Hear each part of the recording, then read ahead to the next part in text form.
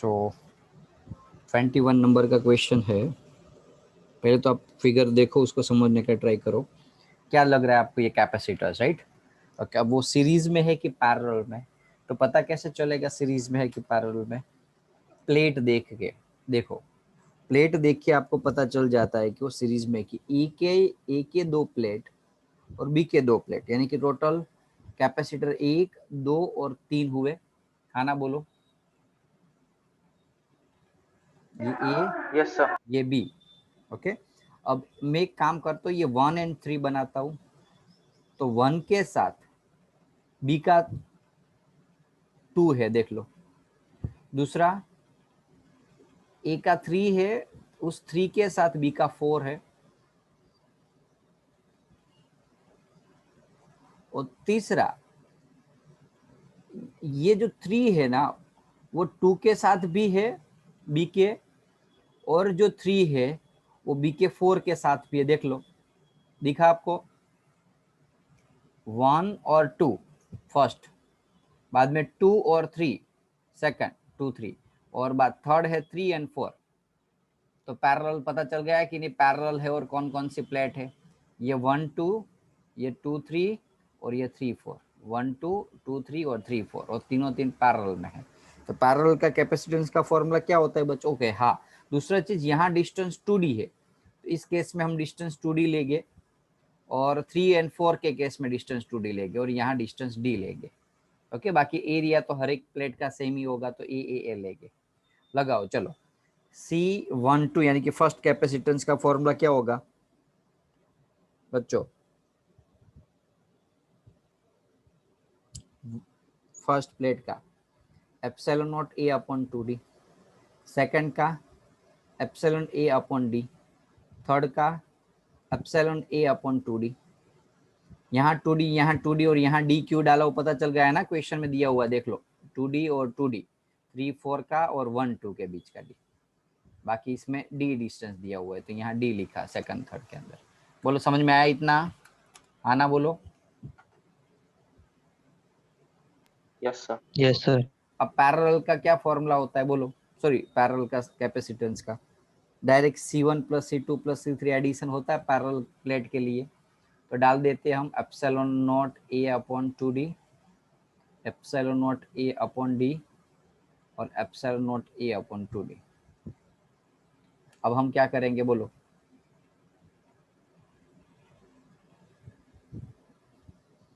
तो epsilon upon 2d, epsilon upon 2d d, और एक काम करो, ऊपर और नीचे यहाँ 2 2 से मल्टीप्लाई करो, जिससे डिनोमिनेटर सभी का सेम हो जाए।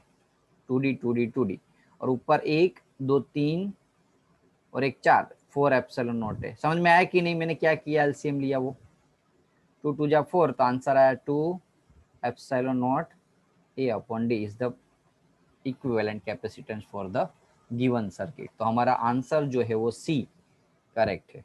कोई डाउट? हेलो, सम के अंदर कोई डाउट बच्चों?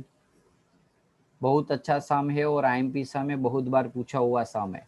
हमने डिस्टेंस देखना होता है, यस, ओके, और कितने कैपेसिटेंस हो रहे वो देखने होंगे, और वो सीरीज में है कि पैरेलल में वो पता चल जाए। देखो, जनरली इस टाइप के जो सीरीज सर्किट हो गए ना, उसमें से पैरेलल ही हो गई है। क्या हो गए? Parallel.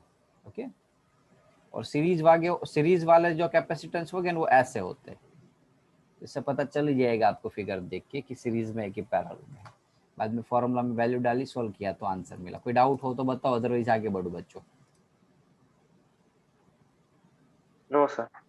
Okay, 22, moving positive charge approach the negative charge, what will happen to the potential energy of the system? पहले एक काम करो बच्चों, सारे स्टूडेंट्स अपना आंसर है ना वो मैसेज करो। थियरिकल है तो you can imagine, right? Calculative वाला हो तो टाइम लगता है, ये आप सोचो। चलो, 22 नंबर का आंसर मैसेज करो, क्या आएगा?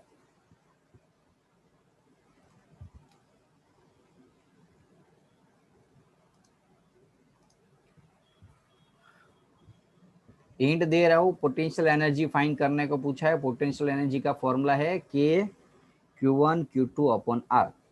अब सोच सकते हो अप्रोच, अप्रोच का मीनिंग क्या है बच्चों? What do you mean by this word approach? कौन बता पाएगा, बोलो।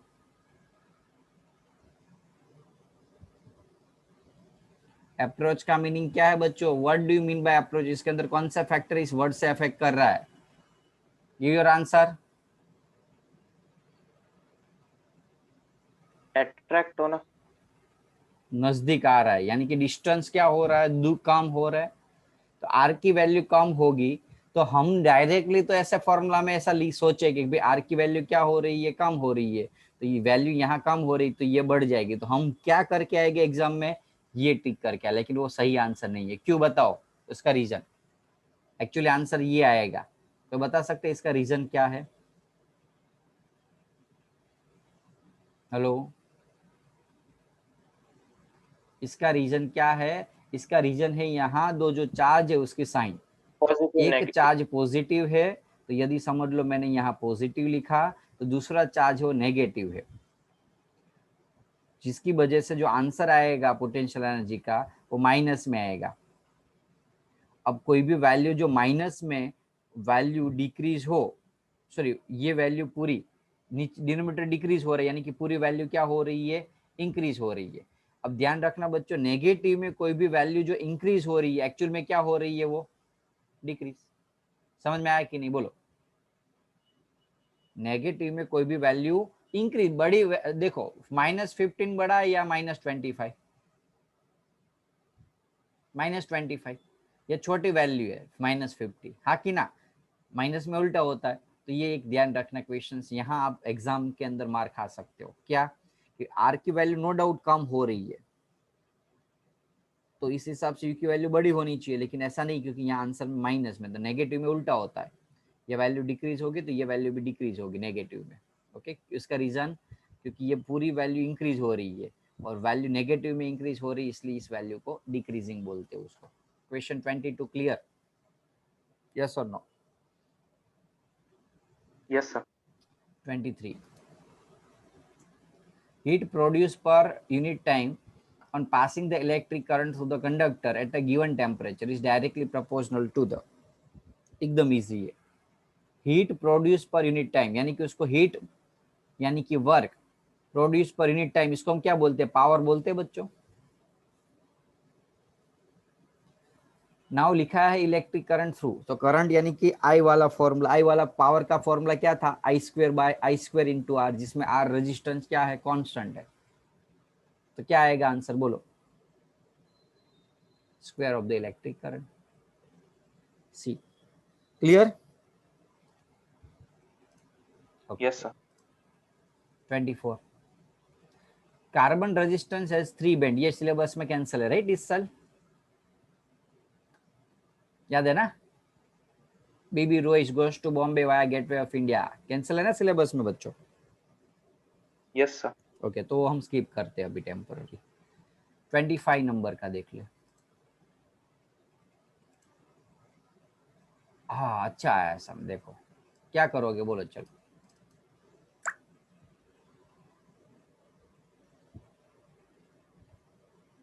बोलो। हम इक्विवेलेंट रेजिस्टेंस का फॉर्मूला डालेंगे, ये x और यहाँ है y, ज्वाइन करें उसको, तो 1 2 3 4 और 5, 5 रेजिस्टेंस है, कितने?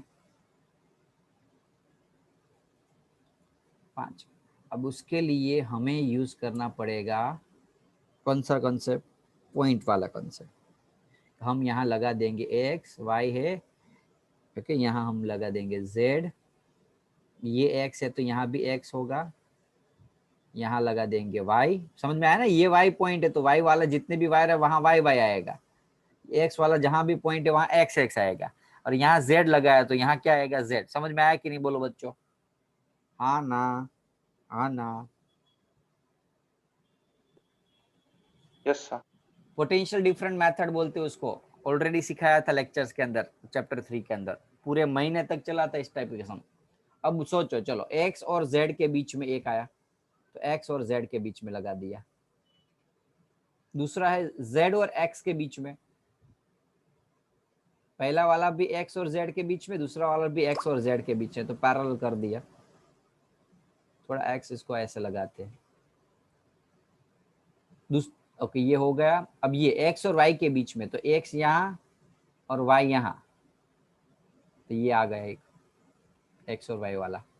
y और z के बीच में, तो y और z के बीच में यानी कि ऐसे, ये ऐसे क्यों किया, हाँ ओके, तो ये भी आ गया। और y और z के बीच में दूसरा, यहाँ z रखा था हमने, नहीं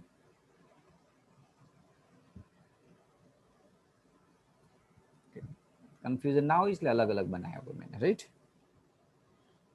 आगे सारे देखो तो 5 आ गए वाई जेड, हाँ कि ना। ये मेथड पता है कि नहीं सभी स्टूडेंट्स को? Hello, yes sir. ओके, तो हो गए सारे रेजिस्टेंस। अब सारी की वैल्यू कितनी कितनी है? 2 ओम से। तो सोचो, चलो इसका कितना आएगा? ये 2 का 1, ये 2 का 1। भाई पता है ना ये कैसे आया? 2/2 R/N वाला कंसेप्ट। रेजिस्टेंस 2 ohms और पैरेलल के अंदर डिवाइड बाय n होता है। कितने रेजिस्टेंस है? 2 के 2 रेजिस्टेंस, खत्म, इक्विवेलेंट 1 ohms। इसका 1, इसका 1। अब ये दोनों सीरीज में है, देखो 1 और 1, हाँ ना बोलो? Yes sir. 1 1 2, तो 1 1 का क्या होगा? 2। अब वो 2 और 2 क्या होगा? पैरेलल। 2 और 2 क्या होगा? पैरेलल। तो 2 2 पैरेलल यानी कि 1 ohms। तो C is the correct answer. Clear? अच्छा समझा। 2 और 2 पता चला कि नहीं? देखो सर ये विष्टन बेती मनसे, શું વિસ્ટન બેતી બનશે. વિસ્ટર્ન બ્રિજ થી ના બને ને બેટા, વિસ્ટર્ન બ્રિજ માં કઈ રીતે થશે? તો વિસ્ટર્ન બ્રિજ નહીં બને, आई थिंक 1/1 ના બને ને, એક કનેક્ટેડ હોવા જોઈએ, સિરીઝમાં હોવા જોઈએ। આ સિરીઝ નથી, પેરેલલ છે। क्लियर कि नहीं बोलो? समझ में आया? ये 2 और 2 का 1, ये 2 और 2 का 1, ये 1 और 1 का 2, और ये 2 और ये 2 का 1। नहीं पता चला तो आप करंट इलेक्ट्रिसिटी वाले चैप्टर्स के वीडियोस देखो। सीरीज एंड पैरेलल कनेक्शन के जो इक्विवेलेंट रेजिस्टेंस का पूरा एक लेक्चर या 2 लेक्चर्स मैंने लिया हुआ है इस टाइप के क्वेश्चंस के ऊपर। ओके, उसके ऊपर वर्कआउट करो, प्रैक्टिस करो, आ जाएगा आपको, राइट। क्योंकि अभी ये पेपर सॉल्व करा रहा था, पेपर के अंदर हम पूरा कॉन्सेप्ट तो अभी नहीं समझा पाएंगे आपको। चलो, shunt wire should be, already आपको पता होगा क्या होगा, बोलो। शंट वायर जो होगा वो कैसा होना चाहिए? शंट वायर कैसा होना चाहिए? रेजिस्टेंस लो होना चाहिए, कम रेजिस्टेंस। कम रेजिस्टेंस कब होगा? रोला के हिसाब से बोलो। इसकी वैल्यू कम कब होगी? जब एल की वैल्यू कम और एरिया बड़ा। तो क्या आएगा बोलो? शॉर्ट, लेंथ छोटी यानी कि शॉर्ट, और हेवी यानी कि थिक। क्लियर 26 नंबर का? हाँ ना बोलो? Yes sir. Yes sir. Dimension formula effective torsional constant. Torsional constant यानी कि torque proportional to C theta. Formula है ना टॉर्शन कांस्टेंट सी, तो C is equal to torque upon theta. लगा दो डायमेंशन फॉर्मूला। थीटा का तो कोई डायमेंशन फॉर्मूला होता नहीं है। टॉर्क का होता है फोर्स इनटू लेंथ। फोर्स का है m1 l1 t-2, और लेंथ का है l1। तो आंसर आएगा m1 l2 t-2। कौन सा मैच हो रहा है? सी। विदाउट तो ये पता है ना, F इंटू आर टॉर्क यानी कि force into distance, perpendicular distance. Force का डाला, डिस्टेंस का डाला। थीटा का कोई फॉर्मूला होता नहीं है, तो सी का मिल गया आपको। Hello, 27 yes sir. समझ में आया ना? हाँ बोलना समझ में आया तो ही ओके। ऐसा लगे कि सर नहीं आया तो बोल दो कि सर नहीं आया। तो आप, क्योंकि मैं ना 10 गुनी स्पीड से एमसीक्यू सॉल्व कर रहा हूँ, क्योंकि ये बेसिक है। मैं ऐसा मान के चल रहा हूँ कि आपको ये सारे फॉर्मूला पता है। हो भी सकता है कि आपको फॉर्मूला याद ना हो तो नहीं समझ में आ सकता। ओके, तो एक बार देख लेना कि ऐसा नहीं हो कि भाई हाय आ करके निकल गए आगे। चलो 28 नंबर का कौन सा फॉर्मूला लगाओ बोलो? चलो इसमें मैग्नेटिक फील्ड फाइंड करनी है सेंटर के लिए। वो सेंटर वाला फॉर्मूला कौन सा था? सोलेनॉइड है नहीं? बोलो। म्यू नॉट एन आई। म्यूनी, बाबा मुनी, कर लोगे? Number of turn, mu naught की वैल्यू कितनी होती थी? 4π10⁻⁷। नंबर ऑफ टर्न 50 टन पर सेंटीमीटर है, तो नीचे क्या करेंगे मीटर में कन्वर्ट करने के लिए बच्चों? ये सेंटीमीटर, सेंटीमीटर को मीटर में कन्वर्ट करने के लिए क्या करते थे ऑलवेज? डिवाइडेड बाय 100, तो मीटर में कन्वर्ट हो जाएगा। ध्यान रखना, यहाँ मार खा सकते हो आप। 20 टन पर सेंटीमीटर लिखा, इस सेंटीमीटर को मीटर में यदि कन्वर्ट करना हो मुझे, तो याद रखना डिवाइडेड बाय 100 यहाँ होगा तो डिनोमिनेटर का डिनोमिनेटर ऊपर चले जाएगा, तो फाइनली वो मल्टीप्लाई होगा, हाँ कि ना? Hello, common sense. एक भी सेंटीमीटर में 50 टन है तो मीटर में कितने होगी? तो 100 ज्यादा हो, मल्टीप्लाई कर दो। 1 सेंटीमीटर में 50 है तो मीटर में 100 मल्टीप्लाई। कॉन्सेप्ट चली जाओ तो भी पता चलेगा और थियरिकली जाओ तो भी पता चलेगा। तो ये जो 100 है मीटर में कन्वर्ट करना के लिए, वो हम एक्चुअल में ऊपर मल्टीप्लाई करेंगे। क्या? ऊपर। समझ में आया ये एन का ये खेल? समझ में आया कि नहीं? मैं 100 मल्टीप्लाई किया वो उसका कि नहीं? Yes sir. ओके। करंट कितना पास हो रहा है देखो तो, 2.5 एम्पियर। सॉल्व कर दो तो आंसर मिल जाएगा। पाई की वैल्यू डाल दो।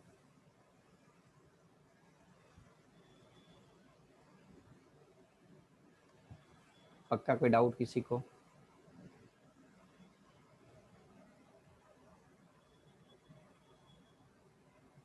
हेलो,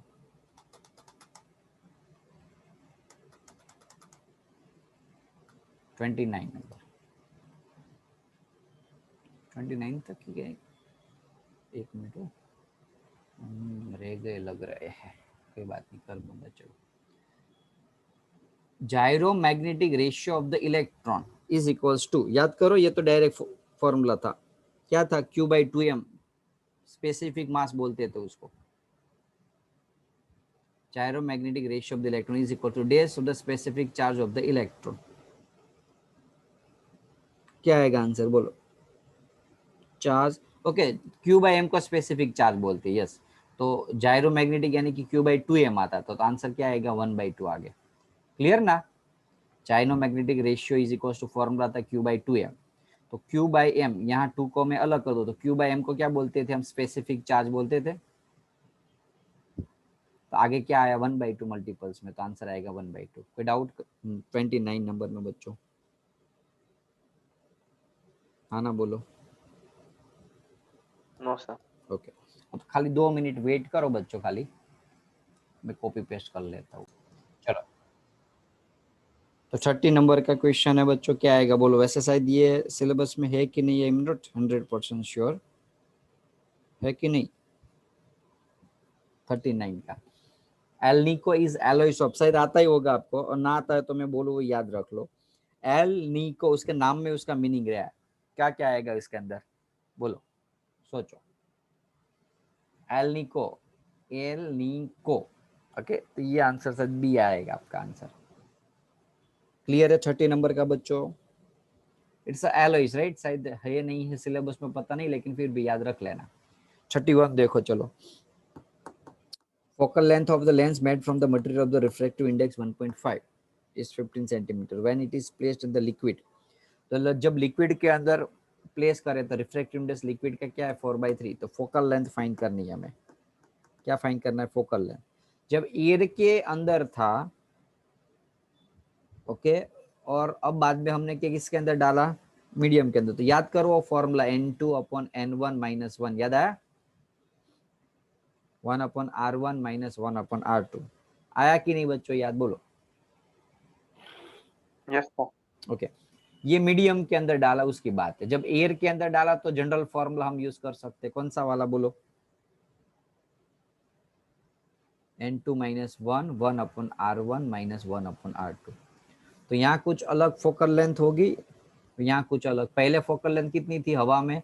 15 मीटर, तो यहाँ मैं डायरेक्टली 15 सेंटीमीटर यूज कर सकता हूँ, जिससे थोड़ा आंसर। और उसका रिफ्रैक्टिव इंडेक्स कितना था? 1.2, तो ये 1.2। तो N2 की वैल्यू है 1.2, ये पता चल गया हमें। ओके, अब जो लिक्विड के अंदर हमने डाला उसका रिफ्रैक्टिव इंडेक्स कितना है 4/3, तो ये वैल्यू 4/3 है। तो आपको एफ की वैल्यू ये फाइंड करनी है। कैसे करोगे बोलो? चलो, क्योंकि हमारे पास R1 R2 दोनों भी नहीं है, बहुत इजी। हम क्या कर लेंगे बोलो? रेशियो ले लेंगे फर्स्ट इक्वेशन का और सेकंड इक्वेशन का। नीचे second equation 1/f 1.5 4/3 minus 1 1/R1 minus 1/R2। ये कटिंग हो जाएगा। तो अब पूरे डेटा के अंदर एक एफ ही जो ऐसा है जो अननोन टर्म्स है।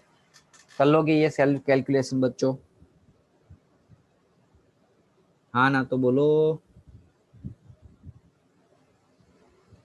Answer. Yes, sir. Okay, answer जो आया बाद में सॉल्व कर लेना तो पता चल जाएगा, तीन चारों में से कोई एक आंसर मैच होता होगा आपको।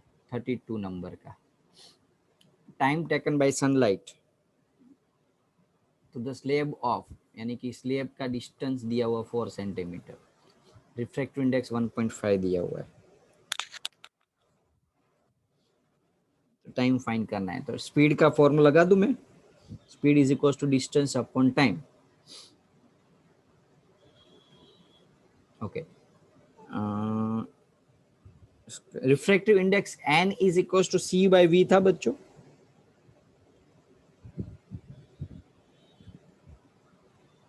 हाँ कि ना? याद करो, या v/c था ना? n is equal to c/v। तो यहाँ v is equal to c/n लिख सकता हूं मैं। v is equal to c/n बच्चों, हाँ कि ना? Yes sir. तो देखो अब हमारे पास डेटा है इस फॉर्मूला के हिसाब से कि d की वैल्यू तो 4 सेंटीमीटर, मीटर में कन्वर्ट कर दो। टाइम कितना लगना वो फाइंड करना है। c तो पता होता है जनरली,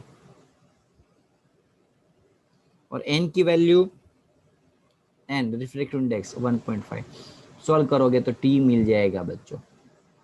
करोगे सॉल्व? इसकी मैं पीडीएफ फाइल भेज दूंगा। ओके, तो बाद में एक बार प्रैक्टिस करके आज शाम तक आपको होमवर्क में एक बार सॉल्व कर लेने पूरा, क्योंकि नेक्स्ट सेशन के अंदर हम 2020 का कुछ सेट ले लेंगे। कर लोगे ना सॉल्व ये टी की वैल्यू? और सॉल्व करके आंसर बताना है मुझे, जो भी आया वो लिख देना सॉल्यूशन में। टेलीस्कोप कैंसिल है सिलेबस में से, राइट? और है कि सिलेबस में कैंसिल है ना टेलीस्कोप बच्चों? 34 number. Photon of energy 2.2 electron volt and 2.5 electron volt successively eliminate a metal whose work function कितना दिया हुआ है 0.5 electron volt. Ratio of the maximum speed, इसके अंदर वो half M B square kinetic energy का फॉर्मूला डाल दो। Kinetic energy half M B square is equals to क्या होगा? HF minus work function. कर लोगे? अब देख लो डेटा आपके पास सामने है। इलेक्ट्रॉन की बात है तो इलेक्ट्रॉन का तो आपको, सॉरी फोटोन की बात है तो फोटोन का मास दिया नहीं है, नहीं ना, दो फोटोन की बात है। ये इक्वेशन नंबर 1 और ये दूसरे फोटोन इक्वेशन नंबर 2। ओके, अब दोनों का रेशियो ले लेते हैं। दोनों का क्या ले लेते हैं? रेशियो। तो ratio of the maximum speed, दोनों का मास सेम सेम होगा, हाफ हाफ सेम सेम होगा। भाई समझ में आ रहा है ना बच्चों क्या कर रहा हूँ वो? हेलो, मैंने काइनेटिक एनर्जी का फॉर्मूला डाला ऊपर एक फोटोन के लिए, सेकंड फोटोन के लिए। अब first photon of energy 2 electron volt, उसकी एनर्जी कितनी थी? 2 इलेक्ट्रॉन, यानी कि यहाँ हम HF is equal to 2 electron volt लगा सकते हैं चाहे तो, और यहाँ 2.5 लगा सकते हैं, और वर्क फंक्शन 0.5 दिया हुआ है। ओके, एक्चुअली बाद में सॉल्यूशन में आपको दिक्कत होगी, इसलिए पहले ये लिख देता हूँ मैं। HF minus work function, HF2 minus work function is equals to V1 square upon V2 square is equals to HF 2 electron volt, work function 0.5। Second नीचे HF यहाँ दिया हुआ है, देखो एनर्जी फोटोन की 2.5 और यहाँ 0.5 कर लोगे बच्चों सॉल्व अब। ये 1.5 और ये 2,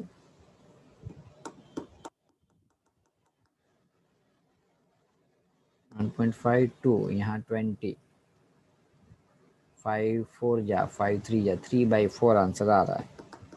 3 का स्क्वायर रूट, ओके ये जो आंसर मिला हमें v1 square plus v2 square मिला, तो v1 प्लस v2 कितना होगा, 3 का रूट 3, 4 का 2, root 3/2, A is the correct answer without 34 number में बच्चों। Hello, no sir.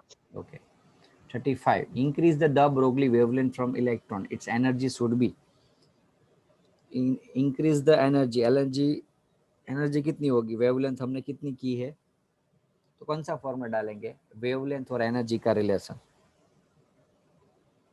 To increase the Broglie wavelength from, wavelength तो एनर्जी शुड बी, एनर्जी कितनी होगी,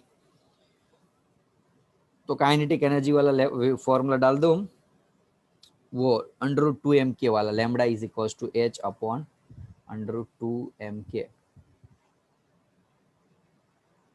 आएगा बच्चों, बोलो। h कांस्टेंट, इलेक्ट्रॉन का मास कांस्टेंट, 2 कांस्टेंट, तो lambda inversely proportional to √k यानी कि kinetic energy, lambda 1 upon lambda 2 is equal to √k2 upon k1।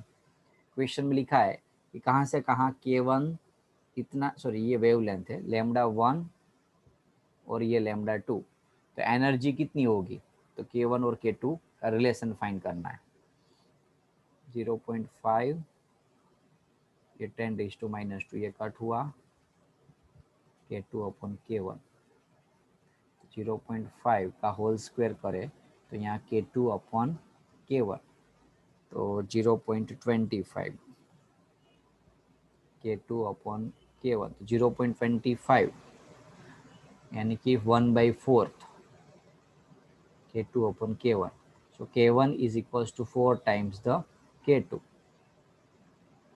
Okay तो k2 is equals to क्या लिखेंगे हम, तो k2 is equals to k1 का 1/4, तो कितना डिक्रीज होगा, 4th पार्ट है जितना, D is the correct answer. अच्छा क्वेश्चन था बच्चों, समझ में आया बच्चों सभी को, लैम्बडा का फॉर्मूला डाला, देखा कांस्टेंट टर्म्स हटाया, तो लैम्बडा इनवर्सली प्रोपोर्शनल टू के है, रेशियो लिया, जो डेटा था वो डाला और रिलेशंस निकाला।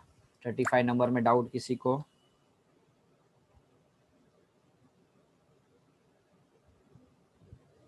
नंबर में डाउट किसी को, नो सर। बोलो। हाँ नेक्स्ट 36,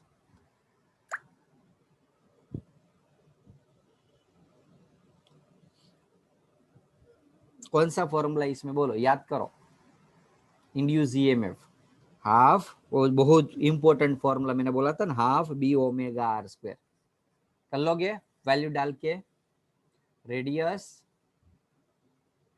2 दिया हुआ है, ओमेगा 10 दिया हुआ, मैग्नेटिक फील्ड 0.2 डी है, अंदर डालोगे तो ईएमएफ मिल जाएगा, कर लोगे बच्चों, व्हील वाला गोल गोल घूमने वाला, हाँ कि ना। Yes sir. 37, इंड्यूस चार्ज पूछा हुआ है 38 37 में,